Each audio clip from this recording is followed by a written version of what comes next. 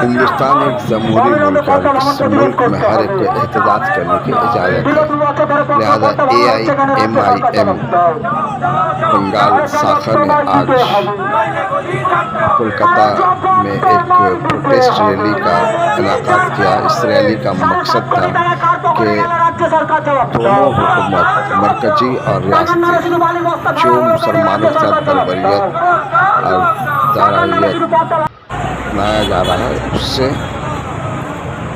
मुसलमानों को हिफाजत करने के लिए इस रैली को निकाला गया था। इस रैली की क़यादत इरफान सोलंकी कर रहे थे। उन्होंने जो तरीके से कहा कि मुल्क में डेमोक्रेसी को हम खतरे में पड़ने नहीं देंगे और हम डेमोक्रेसी की हिफाजत करेंगे, कॉन्स्टिट्यूशन की हिफाजत करेंगे। लिहाजा इस मकसद से उन्होंने आज कोलकाता के सियालदा से लेकर धर्मतल्ला तक एक रैली किया और ये बताने की कोशिश की कि मुल्क में आज़ादी हर एक को है, लिहाजा आज़ादी का गलत इस्तेमाल कोई ना करे। ये मुल्क आज़ाद मुल्क है और इस मुल्क में हर एक को बराबरी का दर्जा दिया जाता है। तकरीबन हज़ारों लोगों ने इस प्रोटेस्ट में रैली लिया। बंगाल के मुख्तलिफ जिला से यहाँ लोग आए और इस एहतजाज के जरिए ये बताने की कोशिश की कि न सिर्फ हिंदुस्तान बल्कि मगरबी बंगाल में भी जिस तरह से हुकूमत गलत पॉलिसी इख्तियार करके करप्शन कर रही है उससे इस मुल्क को बचाना है। लिहाजा AIMIM आने वाले दिनों में 2026 में बंगाल असेंबली में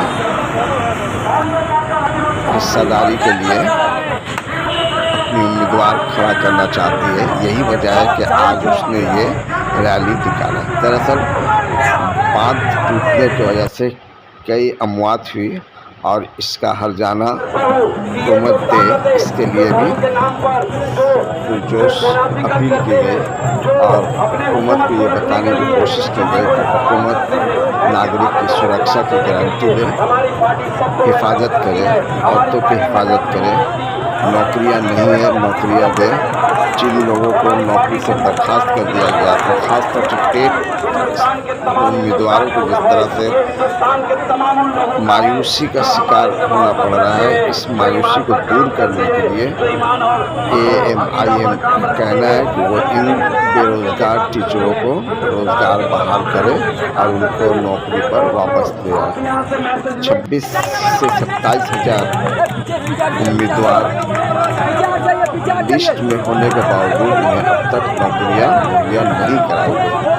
बंगाल से राजधानी कोलकाता में इमरान सोलंकी ने अपनी पूरी टीम के साथ जो तरीके से इस प्रोटेस्ट रैली के जरिए हुकूमत को ये बताने की कोशिश की कि वो लोग मुल्क में बदलाव चाहते हैं। लिहाजा मुल्क में अमन व अमान के लिए वो किसी भी हद तक जा सकते हैं।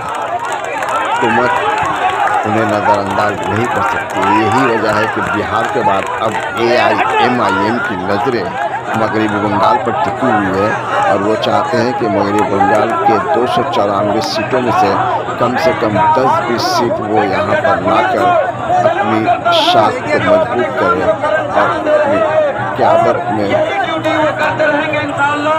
असदुद्दीन अवैसी को ऐसी तोहफा दें जो असदुद्दीन अवैसी से याद करें। पूरे मुल्क में आज मुसलमानों पर जिस तरह से